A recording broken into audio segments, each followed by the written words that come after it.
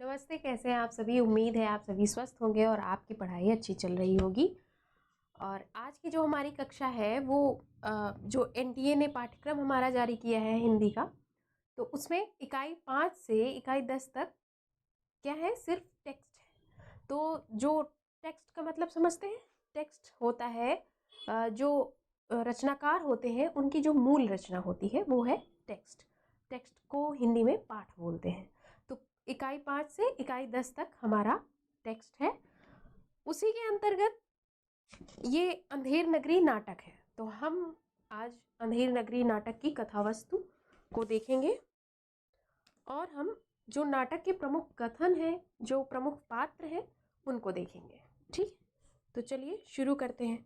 शुरू करने से पहले आपसे अंधेर नगरी पर एक थोड़ी चर्चा करना चाहेंगे कि अंधेर नगरी नाटक जब लिखना भारतेंदु जी ने प्रारंभ किया है तो उन्होंने प्रारंभ में ही कहा है कि यह नाटक अंधेर नगरी नाटक मतलब यह प्रहसन जो है वो थिएटर के लिए लिखा गया था और उसको उसी दिन करना था, यानी एक ही दिन में ये नाटक लिखा गया है। ठीक है, एक ही दिन में ये नाटक लिखा गया। और कहाँ इसका जो प्रहसन हुआ, इसका जो अभिनय हुआ इस नाटक पर, जो अभिनय हुआ वो हुआ काशी के दशाश्वमेध घाट पर। ठीक, तो चलिए शुरू करते हैं। अंधेर नगरी नाटक भारतेंदु हरिश्चंद्र द्वारा लिखा गया यह नाटक 1881 में प्रकाशित हुआ है। ठीक है, इसका दूसरा है। नाटक में कुल 6 अंक हैं और जो ये अंक हैं ये संस्कृत, भारतेंदु हरिश्चंद्र जी का ये जो नाटक है ये संस्कृत के नाटक की रूढ़ियों का खंडन करता है। कैसे खंडन करता है? संस्कृत के नाटकों में अधिक अंक नहीं रखे जाते थे, लेकिन इन्होंने, भारतेंदु हरिश्चंद्र जी ने क्या किया कि 6 अंक रखे नाटक के और 6 छोटे छोटे अंक रखे। ठीक, तो सबसे पहले 6 अंकों का इन्होंने प्रयोग किया। जो हमारे संस्कृत के नाटक थे उनमें जो रूढ़ियाँ थी उनमें से एक रूढ़ियों का ऐसा नहीं है कि उन्होंने जो संस्कृत के नाटक थे उनसे कुछ लिया नहीं, इन्होंने फारसी थिएटर जो था उस समय का उससे भी कुछ लिया और संस्कृत के नाटकों से भी लिया कुछ। उसमें के जो थे जो रूढ़ियाँ थी उसको इन्होंने खंडित भी किया। जैसे प्रस्तावना नहीं रखी नाटक में और भरत वाक होता था उसको इन्होंने नहीं रखा। ठीक है, रखना इन्होंने जरूरी नहीं समझा। और जो इनके 6 अंक हैं प्रत्येक अंक इन्होंने दृश्य के साथ रखे हुए हैं। ये इनके नाटक की विशेषता है। ठीक, तो जो 6 अंक हैं उनमें कौन कौन से अंक थे? बाजार है, पहला अरण्य ही है, जंगल। ठीक है, बाह्य प्रांत का दृश्य है। और दूसरा बाजार है, तीसरा राजसभा है, और नहीं, तीसरा जंगल है, चौथा राजसभा है, फिर शमशान, ऐसे करके इसमें 6 अंक हैं।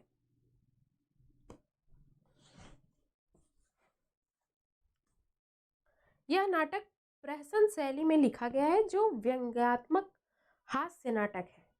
अब आपने समझ तो लिया कि भारतेंदु हरिश्चंद्र जी का जो नाटक लिखा गया वो प्रहसन शैली में लिखा गया और हास्य व्यंग्यात्मक क्यों कहा गया। अभी जब हम आगे इसकी कहानी पढ़ेंगे तो ये समझ आ जाएगा कि इसको हास्य व्यंग्यात्मक नाटक क्यों कहा गया। भारतेंदु हरिश्चंद्र जी ने इस नाटक के माध्यम से जो हमारी पश्चिम सभ्यता थी, जो भारत में अपनाई जा रही थी, उस पर व्यंग्य किया है। जो हमारे तत्कालीन समाज की स्थिति थी, एक तरीके से ये कह सकते हैं कि जो उस युग में जो स्थितियां थी, जो कुरीतियां थी, जो राजनीतिक दशा थी, जो प्रशासनिक भ्रष्टता थी, उन सब को लिपिबद्ध किया है भारतेंदु हरिश्चंद्र जी ने।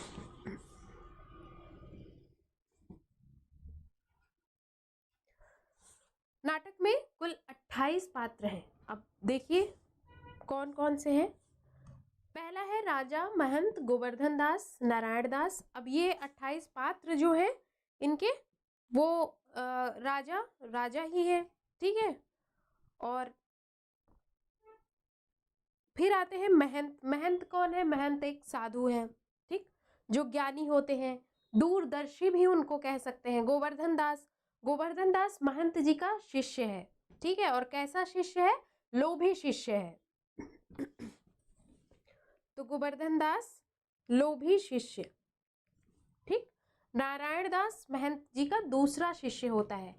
फिर मंत्री, और ये चारों को हम समझिए कि ये जो है राजा, महंत, गोवर्धन दास, नारायण दास और मंत्री, ये इसमें के मुख्य पात्र हैं इस नाटक के। वैसे तो इसमें पात्र जो है वो सारे ही विशेष हैं, लेकिन ये चार इसमें मुख्य हैं। फिर देखिए, जो कबाब वाला है, कबाब वाले का मतलब हुआ कबाब विक्रेता, जो कबाब बेचने वाला है। घासीराम चना विक्रेता का नाम है। हलवाई मिठाई बेचने वाला आप जानते ही हैं। कुंजरिन कुंजरिन है जो, वो सब्जी वाली होती है। जो मुगल है, मेवे और फल का विक्रेता है। पाचक वाला मतलब चूरन बेचने वाला, ठीक है। मछली वाली मछली बेचती है। जात वाला ब्राह्मण, जो जात का भी सौदा करता है। और मंत्री चौपट राजा का मंत्री, ये हमने देख लिया। फिर कारीगर, दीवार बनाने वाला, चूने वाला, दीवार के लिए मसाला बनाने वाला, भिश्ती, चूने में पानी डालने वाला, कसाई, गड़रिया भेड़ बेचने वाला, चार सिपाही राजा के सिपाही हैं, ठीक है, ये राजा के प्यादे होते हैं। कोतवाल, माली, बनिया, ये सारे इसमें के पात्र हैं।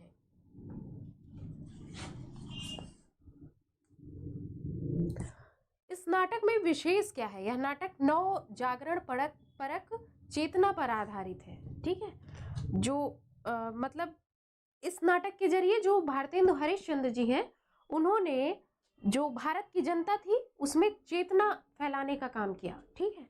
उनका मेन उद्देश्य था, मुख्य उद्देश्य था भारतेंदु हरिश्चंद्र जी का, कि जो हमारी भारत की जनता है, चाहे वो गांव की हो, चाहे वो शहर की हो, तो उसमें क्या की जाए? चेतना फैलाई जाए।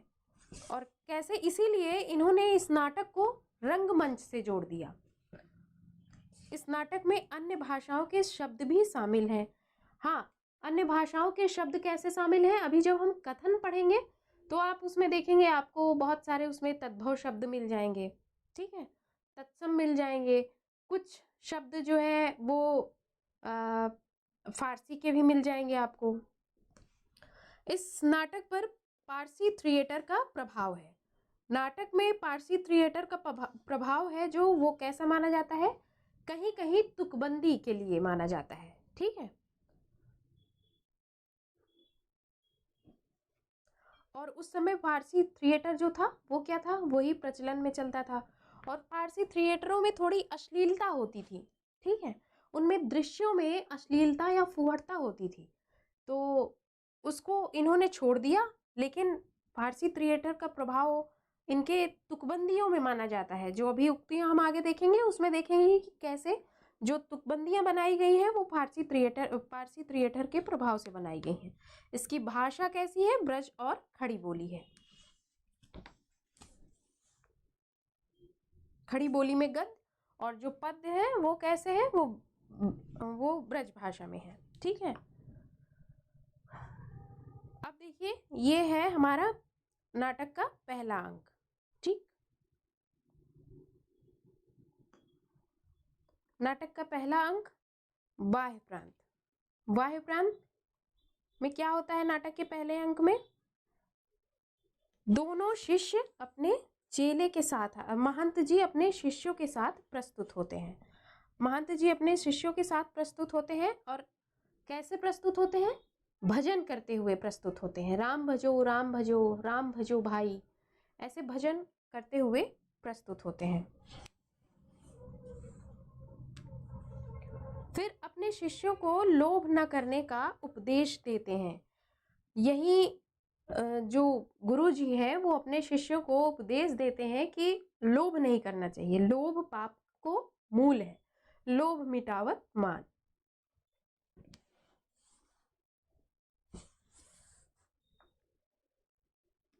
अब यहाँ पर है, महंत जी अपने शिष्यों के साथ प्रस्तुत होते हैं। इनके शिष्य कौन है? आपको स्क्रीन पर दिख रहा होगा, गोवर्धन दास और नारायण दास, दो शिष्य हैं इनके।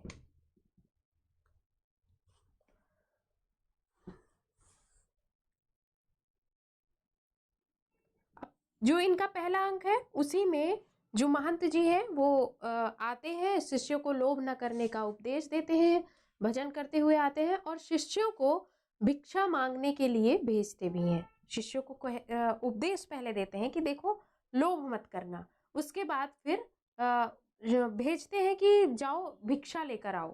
ठीक है।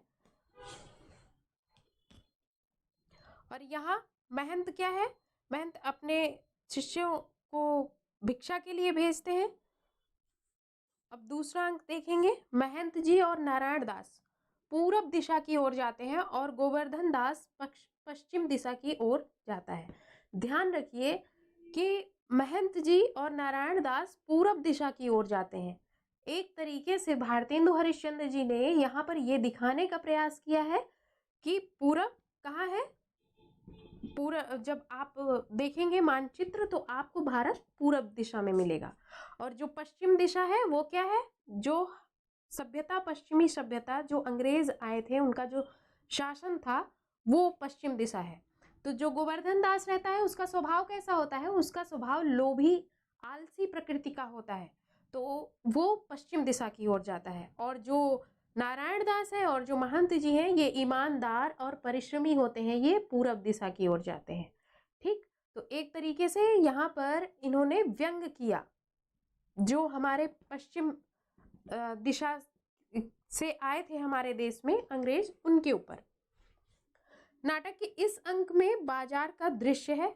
इसमें सभी अतिशयोक्तिपूर्ण अपने अपने वस्तुओं की प्रशंसा करते हैं, प्रलोभन देते हैं ग्राहकों को अपने अपने वस्तुओं को बेचने के लिए। ठीक है, वो प्रलोभन देते हैं कि जैसे चना वाला कहता है कि चना मेरा, चने की अपनी अतिशयोक्तिपूर्ण तारीफ करता है। चूरन वाला कहता है मेरा चूरन साहब लोग जो खाता सारा हिंद हजम कर जाता। तो ये व्यंग करवाते हैं, हर एक पात्र के मुख से ये व्यंग करवाते हैं। ठीक है,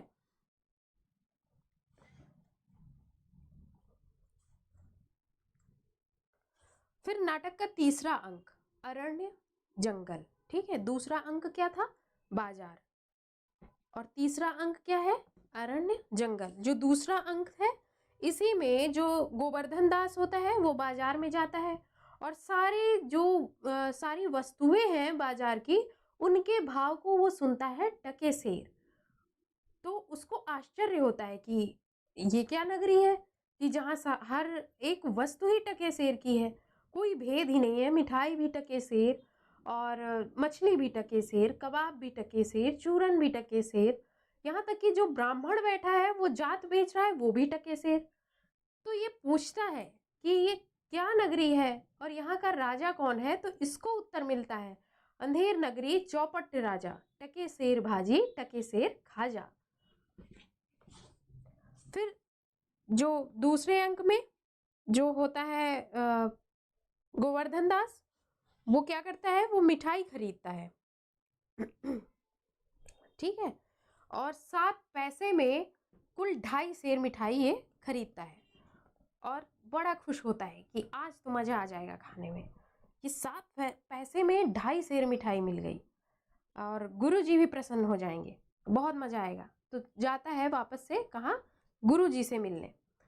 और ये यहाँ शुरू होता है आपका नाटक का तीसरा अंक, यानी जंगल का दृश्य फिर से दिखाया जाता है। नाटक के इस दृश्य में महंत अपने शिष्यों की प्रतीक्षा करते हैं। गोवर्धन दास 2.5 सेर मिठाई लेकर गुरुजी से मिलता है और जब जब गुरुजी देखते हैं गोवर्धन दास की थैली बड़ी वजन रहती है, गुरुजी पूछते हैं गोवर्धन दास से कि आज तो बड़ी कृपा हुई, कौन इतना दयालु महात्मा मिल गया था तुमको। तो ये बताते हैं गोवर्धन दास गुरुजी से कहता है कि यहाँ तो पूरी अंधेर नगरी है, चौपट राजा है और हर एक वस्तु जो है यहाँ पर वो टके सेर ही मिल रही है। तो गोवर्धन दास गुरुजी को अंधेर नगरी का पूरा हाल सुनाता है। ठीक है, फिर यहाँ क्या है, चौथा अंक पूरा हाल सुनाता है और तीसरे अंक में ही जो गुरुजी होते हैं वो जो गोवर्धन दास है उसको समझाते हैं कि देखो बच्चा, यहाँ रहना उचित नहीं है, हमको यहाँ नहीं रहना चाहिए, हमको बाहर कहीं ऐसे नगर में तो बिल्कुल भी नहीं रहना चाहिए जहाँ जो कपूर है और जो नमक है उसमें कोई भेद ही नहीं, जहाँ कपूर और कपास में भेद नहीं है, उसमें कोई भेद नहीं है, तो ऐसे नगर में हम क्यों निवास करें। तो ये सब गुरुजी अपने शिष्यों को बोलते हैं कि आप चलिए हमारे साथ, हम ये नगर तुरंत छोड़ेंगे। तो गोवर्धन दास को बड़ा दुख होता है। गोवर्धन दास कहता है कि गुरुजी तो नाहक ही परेशान हो रहे हैं, ऐसा भी क्या, इतना अच्छा तो है, सब कुछ टके सेर है, चाहे जो खाओ, जितना भी कम भिक्षा लो और ज़्यादा खाओ। तो गुरुजी से ये कहता है आप जाओ, मैं तो नहीं जाऊंगा। तो गुरुजी इसको बोलते हैं कि ठीक है, तुमको नहीं जाना है, तुम ना जाओ, लेकिन जब कभी भी तुम संकट में फंस जाओ तो मुझे याद करना, मैं जरूर आ जाऊंगा तुम्हारी मदद के लिए। तो ये चले जाते हैं, गुरुजी अपने शिष्य जो नारायण दास है उसके साथ चले जाते हैं, और गोवर्धन दास इसी नगर में, इसी नगर का मतलब हुआ अंधेर नगरी में निवास करते हैं। ठीक है। चौथा अंक राज्यसभा का दृश्य है।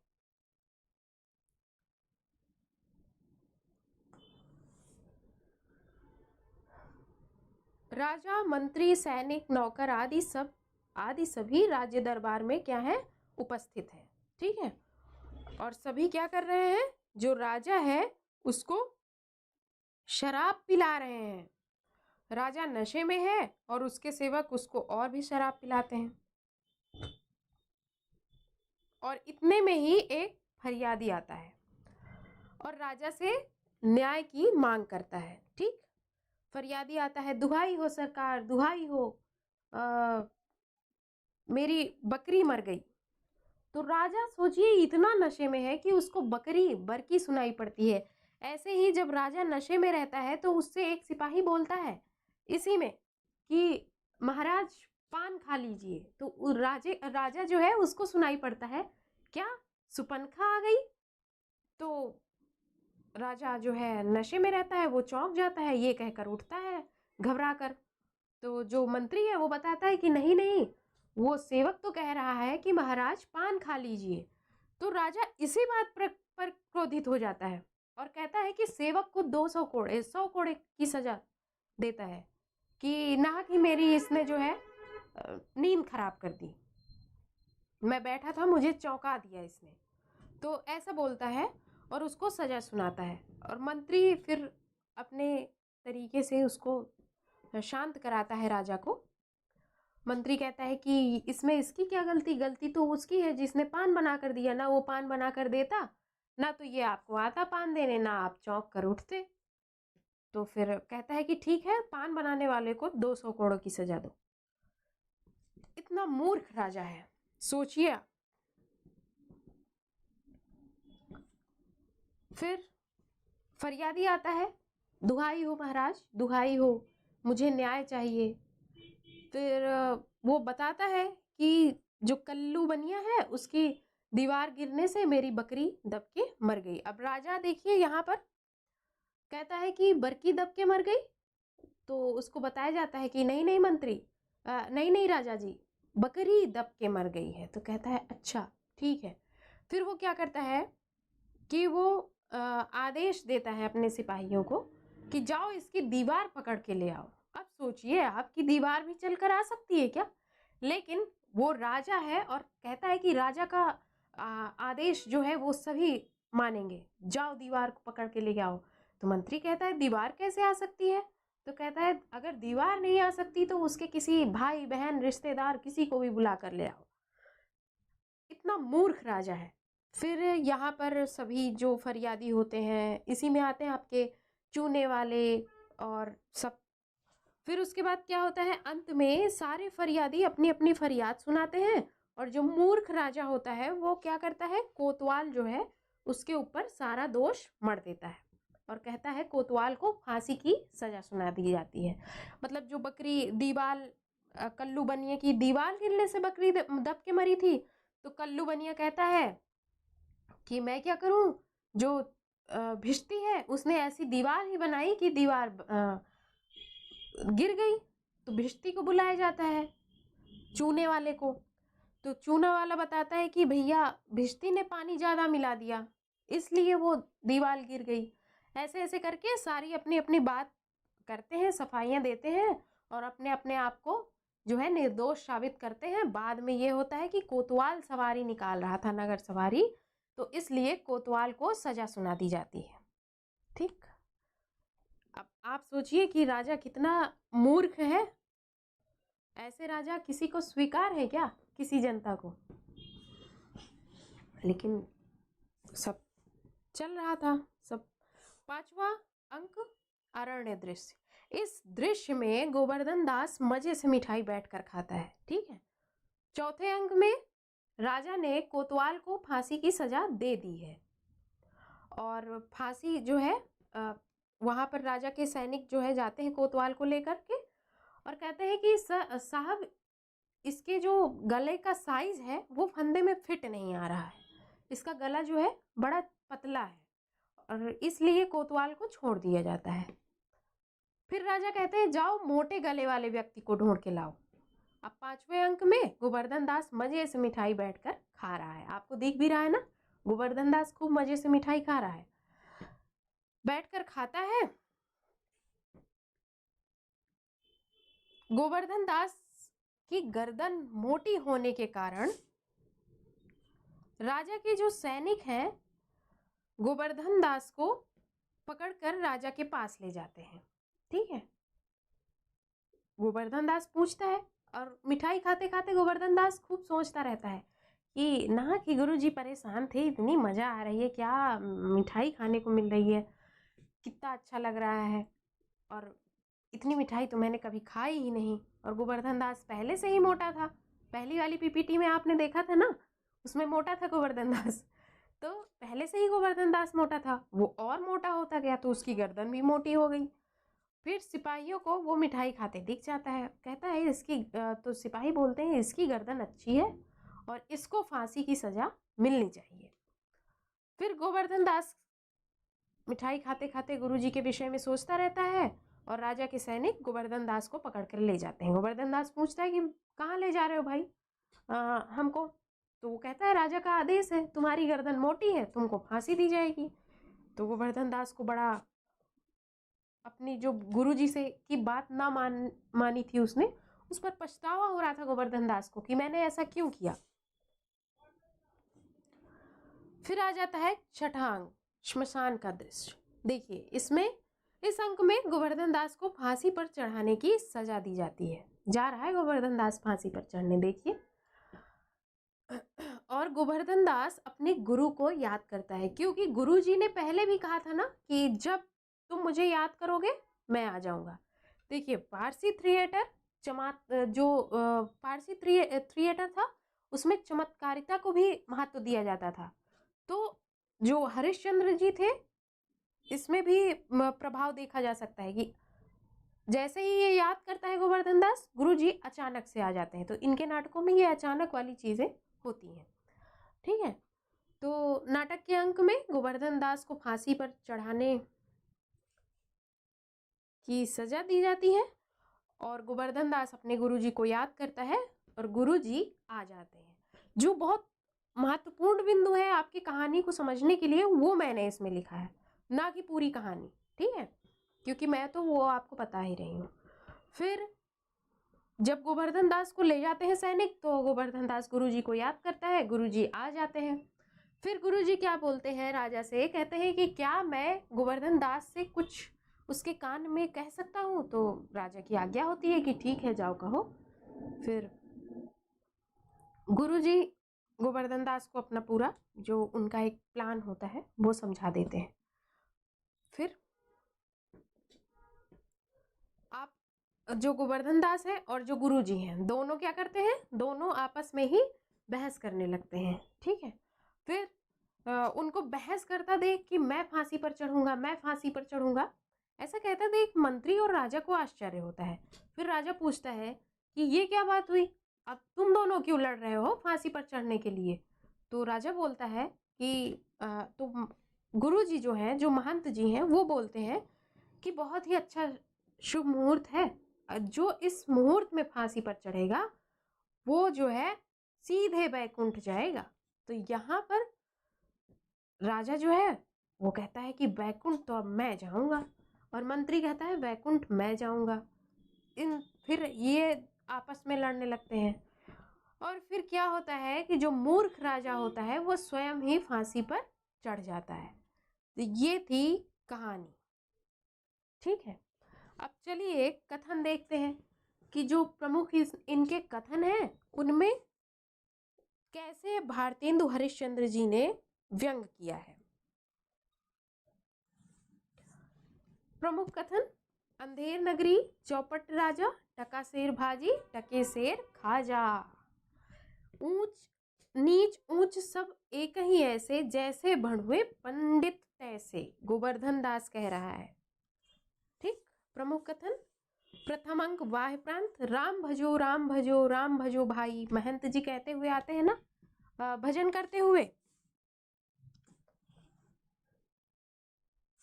फिर द्वितीय अंक बाजार का, जात ले जात टके शेर जात। अब देखिए यहाँ ब्राह्मण जो है ये ब्राह्मण बोलता है, ठीक है, और अंधेर नगरी चौपट राजा ये गोवर्धन दास ही बोलता है। तो जात ले जात टके शेर जात, टके के वास्ते धर्म और प्रतिष्ठा दोनों क्या कर रहा है, बेच रहा है जात वाला ब्राह्मण। तो यहाँ देखिए, यहाँ जो ब्राह्मण है उनके ऊपर व्यंग किया है भारतेंदु हरिश्चंद्र जी ने।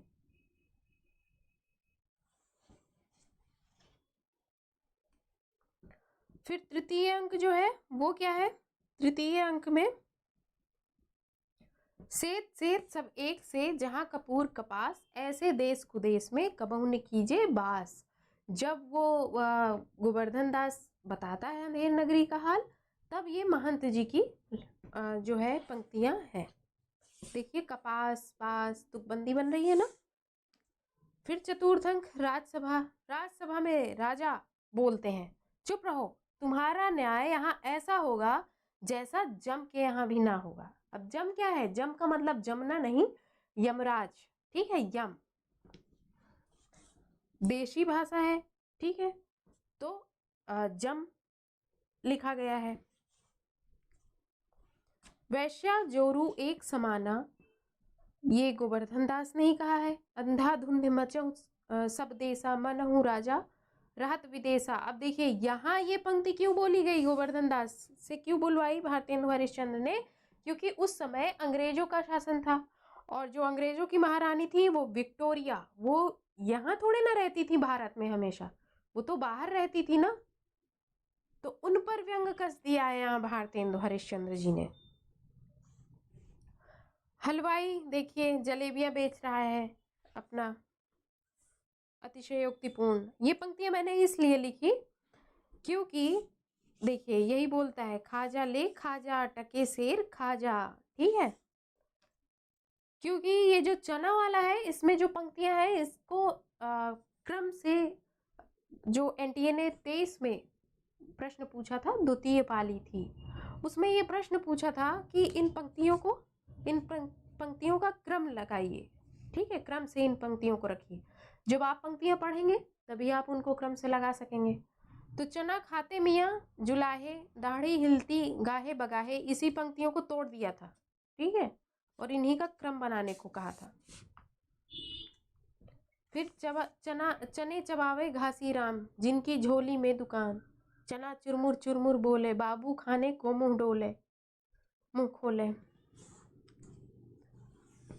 मुगल वाला जो बादाम बेच रहा है तो वो भारत की क्या दिखा रहा है, मुगल वाले के मुंह से जो ये कहलवाया है, बादाम पिस्ते अखरोट अनार बहीदाना मुनक्का किशमिश अंजीर। तो यहाँ क्या था, हमारा ऐसा मुल्क, ये ध्यान रखिएगा, ये महत्वपूर्ण है, हमारा ऐसा मुल्क जिसमें अंग्रेज का भी दांत हो गया, नाहक को रुपया खराब किया। यहाँ पर क्या दिखाता है, यहाँ पर भारतेंद्र जी दिखा रहे हैं भारत की सामाजिक जो परिस्थिति है, जो गरीबी है, आर्थिक परिस्थिति, उस पर व्यंग कस रहे हैं भारतेंदु हरिश्चंद्र जी। फिर नारंगी वाली आती है। अब नारंगी वाली क्या? नारंगी ले नारंगी, सिलहट की नारंगी, बुटवल की नारंगी। ठीक, तो इसमें भी व्यंग है।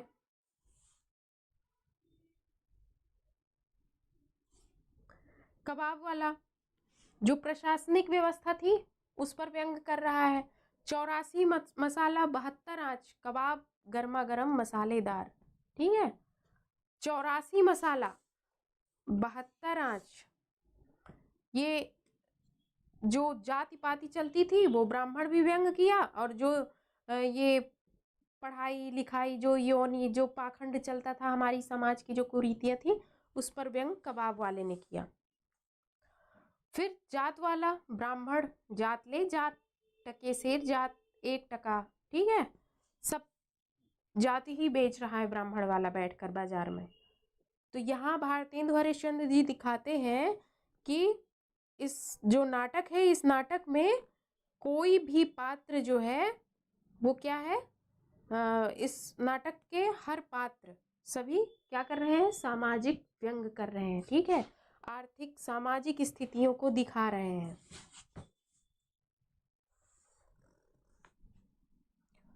पाचक वाला, पाचक वाले के माध्यम से भारत में जो रिश्वतखोरी होती है उसको दिखाते हैं।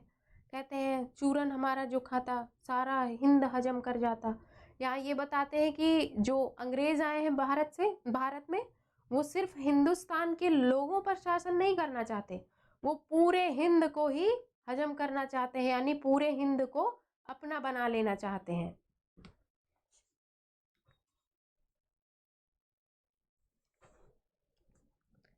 फिर गोवर्धन दास, बाहर भीतर स्वाहा बाहर सादे, राज करही अमले और प्यादे। देखिए, अंधाधुंध मचे सब देशा, मनहु राजा रहत विदेशा।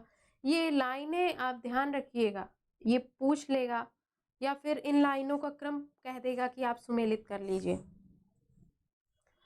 अब देखिए, मछली वाली के माध्यम से जो नारी की सामाजिक स्थिति थी उसको दिखाने का प्रयास किया गया है। यहाँ पर मछली ले मछली, मछरिया 1 टके के बिकाए, लखा टाक के बाला जो बन गाहक सब ललचाए।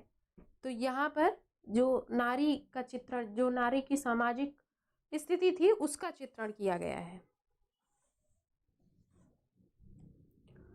तो ये थे हमारे अंधेर नगरी नाटक की कथा वस्तु, और जो प्रमुख कथन थे वो भाषा जो भारतेंदु हरिश्चंद्र जी की थी, वो भाषा कैसी थी। भारतेंदु हरिश्चंद्र जी ने लोकोक्तियां और मुहावरों का भी प्रयोग किया इसमें, है ना। ब्रज और खड़ी बोली में इनका गद्य है, और जो पद्य है वो कैसा है, वो ब्रज का है।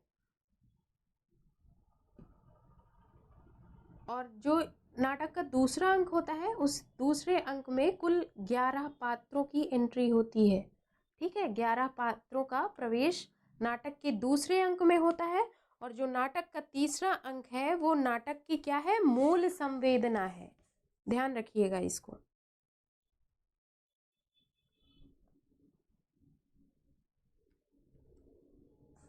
तो नाटक का तीसरा अंक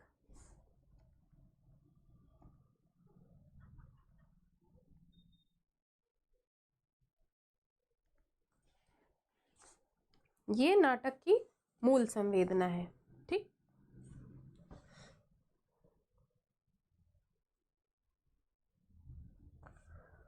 तो चलिए आज के लिए हमारी जो कक्षा थी वो बस इतनी ही।